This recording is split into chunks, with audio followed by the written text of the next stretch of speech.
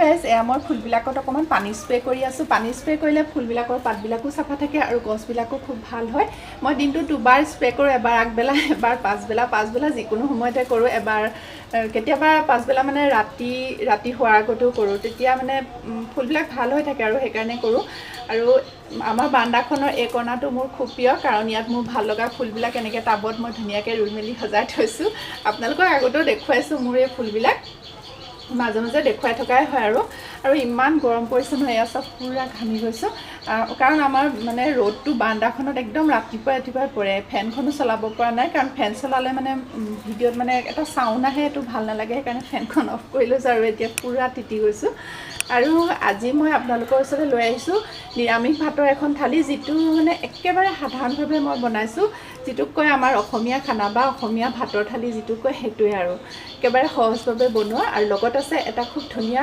চাটনি খুব টেষ্টি এটা চাটনি ঔটেঙাৰ চাটনি বনাম আপোনালোকে যদি কেতিয়াও এই চাটনিটো খোৱা নাই তেনেহ'লে আজি ৰেচিপিটো চালে বনাই খাই চাব পাৰিব এনেতো আমাৰ ধৰক ঔটেঙা খায়ে থকা হয় আমি চবেতো ঔটেঙা খাওঁৱেই আৰু ভাতৰ লগত ধৰক দাইলৰ লগত ঔটেঙা দি খাওঁ মাংসৰ লগত মাছৰ লগত যিকোনো প্ৰকাৰেতো খোৱা হয়েই কিন্তু এই চাটনিটো খালে আপোনালোকে ঔটেঙাৰ এটা নতুন টেষ্ট পাব তেনেহ'লে ব'লক মোৰ পাকঘৰলৈ যাওঁ আৰু আজি মোৰ নিৰামিষ ভাতৰ থালিখনত কি আছে আপোনালোকক দেখুৱাওঁ আৰু তাৰ আগতে জুনছ কিটচেন গাৰ্ডেন চেনেললৈ আপোনালোক সকলোকে স্বাগতম জনাইছোঁ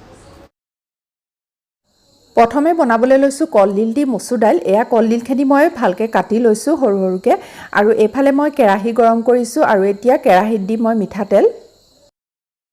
মিঠাতেল গৰম হোৱাত এয়া মই দুটা শুকান জলকীয়া দিছোঁ শুকান জলকীয়া দিলে গোন্ধটো ভাল হয় আৰু এতিয়া মই নহৰু দি অকণমান ভাজি লৈছোঁ আৰু এয়া মই পিঁয়াজ দিছোঁ পিঁয়াজখিনিও অকণমান ভাজি লৈছোঁ আৰু কেইপিচমান আলু কাটি দিছোঁ ডাঙৰকৈ আলুখিনি অকণমান ভাজি লৈছোঁ আৰু জোখমতে নিমখ হালধি দিছোঁ আলুখিনি 3 মিনিটমান মই ভাজি লৈছোঁ তাৰপিছত এতিয়া দিছোঁ মই কলডিলখিনি দিও অকণমান ভাজি লওঁ আৰু অকণমান সময়ৰ কাৰণে মই এয়া ঢাকি দিছোঁ এয়া কলডিলখিনি ভজা হৈ গৈছে আৰু এতিয়া মই দিছোঁ মচুৰ দাইলখিনি কলডিলৰ লগত মচুৰ দাইল খাই খুব ভাল পাওঁ আপোনালোকৰ কেনেকুৱা লাগে জনাবচোন এয়া মই দাইলখিনি দি দিছোঁ দাইলখিনি দি অকণমান ভাজি লৈছোঁ আৰু এতিয়া মই অকণমান সময়ৰ কাৰণে আকৌ ঢাকি দিম এয়া দাইলখিনিও ভজা হৈ গ'ল এতিয়া দি দিছোঁ গৰম পানী আৰু এইখিনি উতলিলে মোৰ দাইলখন হৈ যাব এতিয়া বনাম আলুৰ লগত ঢেকীয়া ভাজি আলু আৰু ঢেকীয়াখিনি এয়া মই কাটি ল'লোঁ ঢেকীয়া শাকৰ ভাজিখন আমি সাধাৰণভাৱে যেনেকৈ বনাওঁ তেনেকৈ বনাওঁ সাধাৰণকৈ বনালে ঢেকীয়া শাকৰ ভাজিখিনি ভাল লাগে খাই আৰু এয়া মই তেলত দিছোঁ শুকান জলকীয়া দুটা নহৰু খুন্দি লোৱা আৰু এয়া পিঁয়াজ দিছোঁ এইখিনি অকণমান ভাজি লৈ এয়া মই পাতলকৈ কটা আলুখিনি দি দিছোঁ আৰু জোখমতে নিমখ হালধি দিছোঁ আলুখিনি আগতীয়াকৈ অকণমান ভাজি ল'লে খাবলৈ ভাল হয় ভাজিখন আৰু এয়া মই ঢেকীয়া দি দিছোঁ ঢেকীয়া দি পেলাই মই নেঢাকোঁ আৰু এইখিনি সিজিলে মোৰ ঢেকীয়া ভাজি হৈ যাব আৰু এতিয়া বনাবলৈ ল'ম মই বাঁহগাজৰ ভাজি এয়া বাঁহগাজখিনি পাতলকৈ কাটি লৈ পানীত আধা ঘণ্টা নিমখ অকণমান দি তিয়াই থৈছিলোঁ বহুতে বাঁহগাজত কিবা বীজাণু থাকে বুলি বইল কৰিও লয় কিন্তু মই বইল কৰি ল'লে টেষ্টটো ভাল নাপাওঁ এনেকৈ নিমখ অকণমান দি অলপ দেৰি তিয়াই থওঁ আৰু এয়া মই মিঠাতেল দিছোঁ আৰু তেলত মই এয়া নহৰু দিছোঁ আৰু এতিয়া মই বাঁহগাজখিনি দি দিছোঁ আৰু জোখমতে এয়া নিমখ হালধি দিছোঁ আৰু বাঁহগাজখিনি মই সদায় এনেকৈয়ে খাওঁ অকণমান দেৰি পানীত নিমখ দি তিয়াই থৈ দিওঁ তেতিয়া সকলো ইয়াত যদি কিবা বীজাণু থাকে গুচি যায় আজিলৈকে একো অসুবিধা পোৱা নাই আৰু এতিয়া মই এইখিনি ঢাকি দিছোঁ আৰু এয়া চাওক মোৰ বাঁহগাজখিনি প্ৰায় সিজিছেই ধুনীয়া হৈছে কালাৰটো আৰু এতিয়া দিম মই কাটি লোৱা পিঁয়াজখিনি অকণমান বাঁহগাজত দেৰিকৈ দিলে খাবলৈ ইয়াৰ টেষ্টটো ভাল হয় আৰু আজি মই জলকীয়া 3টা দি দিছোঁ এয়া চাওক 3টা জলকীয়া আজি চাগে জ্বলা হ'ব মই এনেতো জ্বলা খুব কমেই খাওঁ আজি 3টা দি দিছোঁ জলকীয়াকেইটা কিন্তু জ্বলাও হয় আৰু এতিয়া মই এইখিনি লৰাই ভাজি থাকিম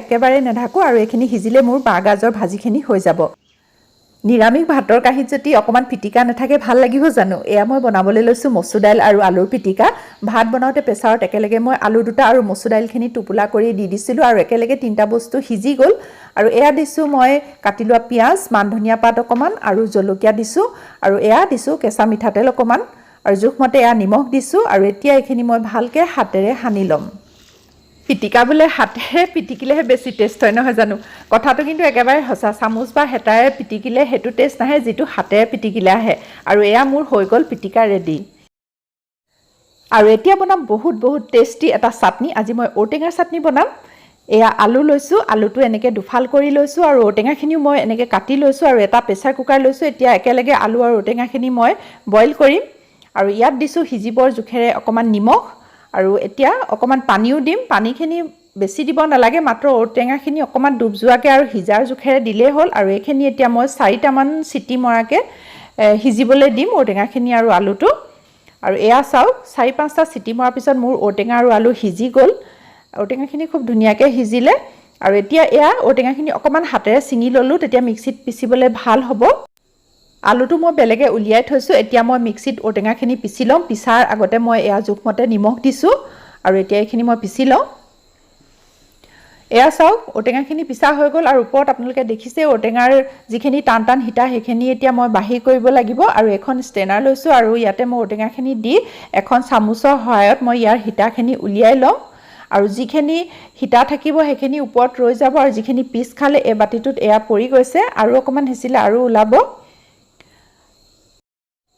এয়া ঔটেঙাৰ সীতাখিনি মই বেলেগ কৰি ল'লোঁ, এইখিনি পেলাই দিম আৰু এয়া চাওক ঔটেঙাৰ যিখিনি গুৰি হ'ল এইখিনি আৰু ইয়াৰ লগত মই এতিয়া আলুটো মিহলি কৰি দিম। আলুটো মই একেলগে ঔটেঙাৰ লগত পিটিকি লৈছোঁ। আলু দিলে টেঙাটো বেলেঞ্চ কৰিব, সেইকাৰণে মই আলু এটা দি দিছোঁ আৰু এইফালে এখন সৰু পেনত মই মিঠাতেল গৰম কৰিছোঁ আৰু এতিয়া দিম মই কেইটামান মিঠিগুটি। মিঠিগুটি একেবাৰে কমকৈ দিছোঁ, মাত্ৰ গোন্ধটো আহিবৰ কাৰণে দিছোঁ। আৰু এতিয়া দি দিছোঁ শুকান জলকীয়া দুটা। শুকান জলকীয়া দুটা অকণমান ৰঙচুৱা হওঁতে এতিয়া দিম মই খুন্দি লোৱা নহৰু অকণমান। নহৰু দিলে গোন্ধটো ভাল হয়। আৰু এতিয়া দিছোঁ চেনি অকণমান। চেনিটো তেলত দিয়াৰ কাৰণ হৈছে চেনি তেলত দিলে অকণমান কেৰামেলাইজ নিচিনা হৈ যায় আৰু ৰঙচুৱা কালাৰ এটাও আহে, সেইকাৰণে মই চেনিটো তেলত দিছোঁ। আৰু এতিয়া এইখিনি গৰমে গৰমে মই ঔটেঙাৰ চাটনিৰ ওপৰত ঢালি দিছোঁ। খুব ধুনীয়া গোন্ধ এটা আহে এইখিনি এনেকৈ দিলে মানে। আৰু এতিয়া এইখিনি মই মিক্স কৰি দিছোঁ। এই ঔটেঙা চাটনিটো খুব টেষ্টি লাগে খাই, আপোনালোকে কেতিয়াবা বনাই খালে কথাটো গম পাব আৰু এটা ঔটেঙাৰ নতুন টেষ্ট পাব। আৰু এয়া হৈ গ'ল মোৰ ঔটেঙাৰ চাটনি ৰেডি। এতিয়া মই ভাত বাঢ়োঁ। এয়া আমাৰ হৈ গ'ল আজিৰ নিৰামিষ ভাতৰ থালিখন আৰু এতিয়া দিছোঁ মই গৰম গৰম বাঁহগাজৰ ভাজি। খুব ভাল লাগে বাঁহগাজৰ ভাজি এনেকৈ গৰমে গৰমে খাই। আজি আমাৰ নিৰামিষ ভাতৰ থালিত কি কি আছে আপোনালোকেতো গম পালেই, তথাপিও মই এটা এটাকৈ কৈ যাওঁ বুলি ভাবিছোঁ। এয়া দেখিছে বাঁহগাজৰ গৰম গৰম ভাজি। বাঁহগাজৰ ভাজি গৰমে গৰমে ভাতৰ লগত খাই খুব ভাল পাওঁ। আৰু লগত লৈছোঁ এয়া পাপৰ। নিৰামিষ ভাতত পাপৰ এখন হ'লে ভাল লাগে। আৰু এয়া লৈছোঁ ঢেকীয়া আলুৰ ভাজি শুকানকৈ বনোৱা। আৰু এইফালে দেখিছে আপোনালোকে তিয়ঁহ এনেকৈ গোল গোলকৈ কাটি লৈছোঁ। এই মাত্ৰ বাৰীৰ পৰা ছিঙি অনা তিয়ঁহ হয়, একেবাৰে ফ্ৰেছ।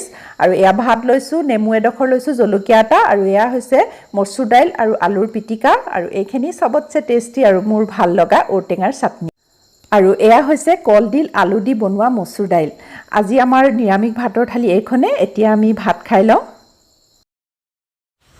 আপোনালোকক আৰু এটা বস্তু দেখুৱাই লওঁ। এয়া চাওক মোৰ পাছফালে গোটেইবিলাক নৰসিংহৰ গছ এজোপা ৰুইছিলোঁ, কিন্তু এতিয়া বহুত হৈ গ'ল গুটি পৰি পৰি। এয়া কিমান নৰসিংহ চাওক, এয়া ইমান ডাঙৰ ডাঙৰ হৈছে নহয় গছবিলাক। প্ৰথমে একদম নৰসিংহ নাছিলে আমাৰ ঘৰত। আৰু এজোপা মাত্ৰ মাজত তগৰ ফুল হৈছে, এজোপা তগৰ ফুল, এজোপাও নৰসিংহৰ গছ, এজোপা কিমান ডাঙৰ হৈছে। আৰু আজি মোৰ নিৰামিষ থালিখন কেনেকুৱা লাগিলে জনাবলৈ নাপাহৰিব। লগতে ঔটেঙাৰ চাটনিটো কেনেকুৱা পালে তাকো জনাব। আচলতে মোৰ আজিৰ থালিখনত বিশেষ ৰেচিপি বুলিবলৈ একো নাছিলে, একেবাৰে সাধাৰণভাৱে ঘৰুৱাভাৱে বনোৱা এখন নিৰামিষ থালি হয়। আচলতে কথাটো কি, মোৰ যিখিনি আজি বনাই দেখুৱালোঁ, যেনেকৈ ধৰক ঢেকীয়া শাক, কলডিল, বাঁহগাজ, এইবিলাক আমাৰ স্বাস্থ্যৰ কাৰণে বহুত ভাল। আৰু আমাৰ যিখিনি থলুৱা খাদ্য সেইখিনি আচলতে আমি মাজে মাজে খাই থাকিব লাগে, কাৰণ আমাৰ স্বাস্থ্যৰ কাৰণে সেই চব্জিবিলাক, সেই পাচলিবিলাক বহুত ভাল। আৰু লগতে আমাৰ ল'ৰা ছোৱালীকো খুৱাবলৈ চেষ্টা কৰিব লাগে।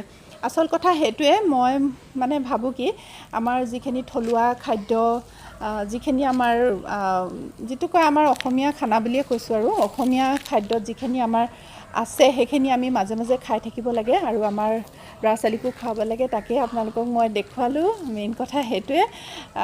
আৰু বিশেষ একো নাই, একেবাৰে সাধাৰণ থালি। নহ'লে আপোনালোকে ভাবিব একেবাৰে সাধাৰণ থালি এখন, কোনেনো নাজানে, চবেই বনাই খায়, সেইবুলিও ভাবিব পাৰে। সেইকাৰণে মই কথাটো কৈছোঁ। মেইন কথা সেইটোৱে যে আমাৰ যিখিনি খাদ্য আমি পাহৰি যাব নালাগে, আমি খাই থাকিব লাগে মাজে মাজে, তেতিয়া আমাৰ স্বাস্থ্য, আমাৰ শৰীৰ ভালে থাকিব। তেনেহ'লে আজি মোৰ ভিডিঅ'টো কেনেকুৱা পালে জনাব। আৰু লগতে মোৰ চেনেলটো যদি নতুনকৈ চাইছে প্লিজ ছাবস্ক্ৰাইব কৰি দিব। আজিলৈ আহোঁ, পুনৰ লগ পাম, নমস্কাৰ।